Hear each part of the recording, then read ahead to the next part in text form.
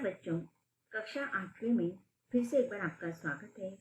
आज हम हिंदी विषय का अध्ययन करने जा रहे हैं और इसमें हम किसले इस पाठ्य पुस्तक से पाठ क्रमांक पहला पढ़ने जा रहे हैं। किसले इस पाठ्य पुस्तक में जो पहला पाठ दिया है वो एक कविता है और इस कविता का शीर्षक है तू जिंदा है तो। तू जिंदा है तो इस कविता का यह सेशन क्रमांक पहला है। कविता को हम विस्तार से पढ़ने से पहले इस कविता के जो कवि है शंकर शैलेंद्र जी, इनका संक्षिप्त परिचय हम जान लेते हैं। शंकर दास केसरीलाल शैलेंद्र यह इनका वास्तविक नाम है। अब देखिए यहाँ पर इनका जन्म कब हुआ और मृत्यु कब हुआ, इसका साल लिखा हुआ है। 1923 में इनका जन्म हुआ है और 1966 में इनकी मृत्यु हुई है। ये एक हिंदी के प्रमुख गीतकार थे, कवि थे। इनका जन्म रावलपिंडी में हुआ और देहांत अर्थात मृत्यु मुंबई में हुई। कवि या गीतकार शंकर शैलेंद्र, इन्होंने राज कपूर के साथ भी बहुत काम किया है। शैलेंद्र हिंदी फिल्मों के साथ साथ भोजपुरी फिल्मों के भी एक प्रमुख गीतकार थे। तो यह हुआ कवि का संक्षिप्त परिचय। अब हम कविता को विस्तार से पढ़ते हैं। बच्चों, यह हमारी कविता है। पहले हम इस कविता का सस्वर वाचन करेंगे, उसके बाद हम विस्तार से इसको पढ़ेंगे। कविता का शीर्षक है तू जिंदा है तो। तू जिंदा है तो जिंदगी के जीत में यकीन कर, अगर कहीं है स्वर्ग तो उतारना जमीन पर।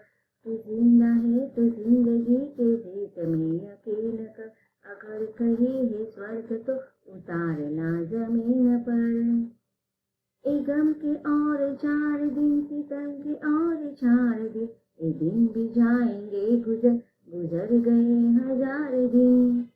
कभी तो होगी इस चमन पे भी बहार की नजर, अगर कहीं स्वर्ग है उतारना जमीन पर। तू जिंदा है। सुबह और शाम के रंगे हुए गगन को छू, तू सुन जमीन गा रही कब से झूम झूम कर। तू आ मेरा सिंगार कर, तू आ मुझे हसीन कर, अगर कहीं है स्वर्ग तो उतारना जमीन पर। तू जिंदा है। 1000 भेष घर की आई मौत तेरे द्वार, मगर तुझे न छल सकी चली गई वो हार कर। नई सुबह के संग सदा तुझे मिली नई उम्र, अगर कहीं स्वर्ग है तो उतारना जमीन पर। तू जिंदा है। हमारे कारवां को मंजिलों का इंतजार है, ये आंधियां ये बिजलियां के पीठ पर सवार है। तू आ कदम मिला के चल, चलेंगे एक साथ हम, अगर कहीं है स्वर्ग तो उतारना जमीन पर। तू जिंदा है। जमीन के पेट में पली अगन पले है जल जले, टिके न टिक सकेंगे भूख रोग के स्वराजे। मुसीबतों के सर कुचल चलेंगे एक साथ हम, अगर कहीं है स्वर्ग तो उतारना जमीन पर। तू जिंदा है। बुरे है आग पेट के, बुरे है दिल के दाग, न दब सकेंगे एक दिन बनेंगे इनकलाब। गिरेंगे जुल्म के महल बनेंगे फिर नवीन घर, अगर कहीं है स्वर्ग तो उतारना जमीन पर। तू जिंदा है। तू जिंदा है तो जिंदगी के जीत पर यकीन कर, अगर कहीं है स्वर्ग तो उतारना जमीन पर। तू जिंदा है। कवि शंकर शैलेंद्र जी। अब हम इस कविता को विस्तार से पढ़ेंगे। तो बच्चों, कैसी लगी ये कविता? बहुत ही सुंदर कविता है। इसे हम एक पैट्रियोटिक सॉन्ग अर्थात देशभक्ति पर गीत भी कह सकते हैं। इस कविता में कवि ने अपने मन के गहरे जीवन के राग उत्साह के भाव को प्रकट किया है। इस जीवन राग के अतीत के दुखदायी पलों को भूलकर आशा और जीत की नई दुनिया का स्वागत करने की प्रेरणा इस कविता में कवि दे रहे। अब देखिए ये जो कविता लिखी गई है, शायद कवि का जब हम देखते हैं जो जीवन काल था उनका, उस समय भारत देश स्वतंत्रता प्राप्त करने के लिए अंग्रेज सरकार से जूझ रही थी, और उसके बाद भारत को स्वतंत्रता भी प्राप्त हुई। और उस समय मनुष्य ने जो जुल्म सहे थे, अत्याचार सहे थे, उस अत्याचार और जुल्म सहने के बाद अनेक समय के बाद उन्हें यह सुख प्राप्त हुआ था, स्वतंत्रता का। और उसके यह एक अर्थ हम यहाँ पर कविता के द्वारा ले सकते हैं। और दूसरा अर्थ हम ले सकते हैं कि मनुष्य के जीवन में बहुत सारे दुख होते हैं, दुख के साथ साथ सुख भी होता है, लेकिन जब सुख होते हैं तो वह क्षण मनुष्य के जीवन से तुरंत चले जाते हैं। लेकिन जब दुख के समय मनुष्य के जीवन में आता है तो उस समय मनुष्य निराश हो जाता है, और अपने जीवन में निराश होकर वह अपने दुखों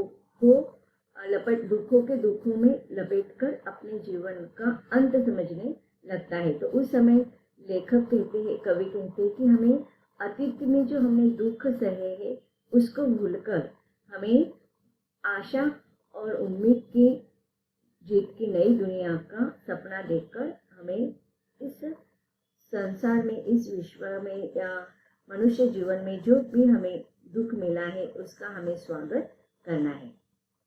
अब हम कविता को समझते हैं। कवि कहते हैं कि तू जिंदा है तो जिंदगी के जीत में यकीन कर, अगर कहीं है स्वर्ग तो उतारला जमीन पर। अर्थात कवि का कहने का तात्पर्य है कि मनुष्य का जीवन, अब हम देखते हैं कि जिसका जन्म हुआ है उसका मृत्यु निश्चित है, लेकिन जब तक हमारे शरीर में हमारी सांसें चल रही है तब तक हम जिंदा है। और जब तक हम जिंदा है तो हमारे जीवन के अंतिम समय तक हमें कभी भी अपने जीवन में हार नहीं मानना है। हम हार और जीत यह मनुष्य के जीवन के भाग होते हैं। कभी जीत होती है, कभी हार होती है। जीत होती है तो मनुष्य खुश हो जाता है, लेकिन हारता है तो मनुष्य दुखी होता है। तो जिसे बहुत सारे मनुष्य के जीवन में हमेशा हार आता रहता है, लेकिन हमें उम्मीद नहीं हारनी है कि हमारे जीवन में अभी हार है, लेकिन हमें जीवन में विश्वास रखना चाहिए, यकीन कर। यहाँ पर कवि कहते हैं कि तू जिंदा है, हे मनुष्य, हे मानव, अगर तू जिंदा है तो तुम्हें अपने जिंदगी में कभी ना कभी तो जीत हासिल होगी, यह यकीन होना चाहिए। यकीन करना, विश्वास होना, भरोसा होना कि हर बार, यहाँ पर देखो जीत का अर्थ हम लेंगे सुख से और हार का अर्थ लेंगे हम दुख से, कि हमारे जीवन में बहुत सारे संकट है, बहुत सारे दुख है, तो हमें उम्मीद रखना है कि इस दुख का अंत होगा, इस दुख के बाद हमारे जीवन में सुख आएगा। अर्थात हमारी जो अभी हार हुई है, यह हार हमारे जीत में जरूर बदलने वाली है, यह हमें विश्वास रखना चाहिए, हमें जिंदगी के प्रति यकीन होना चाहिए।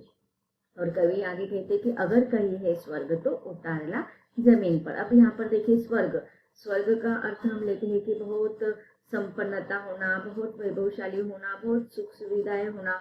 अब कहते हैं कि स्वर्ग जो होता है वह मृत्यु के बाद देखने के लिए मिलता है, स्वर्ग और नरक का। तो अब मृत्यु किसने देखा है ना, मृत्यु के बाद क्या होने वाला है हमें पता नहीं है, लेकिन मनुष्य की कल्पनाएं होती है कि अगर मेरे जीवन में ऐसा होता तो मैं सुखी होता, मेरे जीवन में वैसा नहीं होता तो मैं बहुत मतलब उसकी कल्पनाएं होती है। अगर कल्पना के रूप में अगर हम स्वर्ग की कल्पना कर रहे हैं तो हमें क्या करना है, हमारे कर्तृत्व के द्वारा जमीन पर, मतलब हम पृथ्वी पर जीवित है ना, और मृत्यु के बाद हम पता नहीं कहाँ चले जाने वाले हैं। तो यह बहुत ही ऐसी कथाएं होती है कि मृत्यु के बाद हम आकाश में चले जाते हैं, मृत्यु के बाद स्वर्ग में चले जाते हैं, मृत्यु के बाद नरक में चले जाते हैं।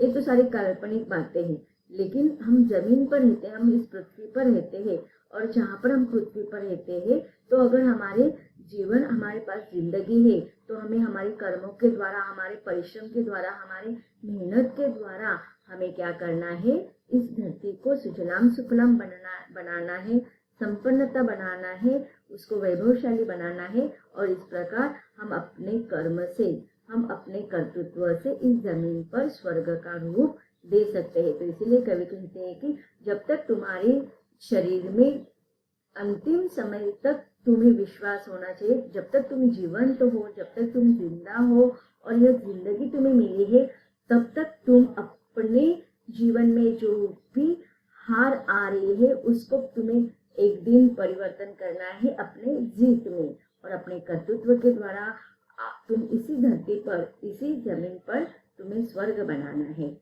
एक गम के और 4 दिन, सितम के और 4 दिन, एक दिन भी जाएंगे, गुजर गए 1000 दिन। अब कहते कि देखो तुम निराश मत हो, अपने जीवन में आशा बंधाए रखो कि गम के 4 दिन, गम का अर्थ क्या होता है कि दुख के 4 दिन बीत जाएंगे, सितम के और 4 दिन, अभी देखो थोड़े दिन बचे हैं। कि सितम का अर्थ क्या होता है कि जुल्म।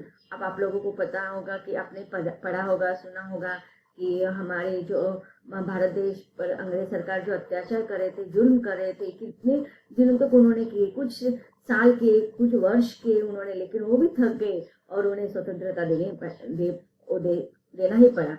तो इसी प्रकार वह हमारे जो गम के दिन है, दुख के दिन भी एक दिन गुजर जाएंगे, और जो जुल्म अत्याचार वो हमारे ऊपर करे थे, वो भी हमारे ऊपर जो भी कोई अत्याचार करे वो भी हमारे जीवन में से निकल जाएगा।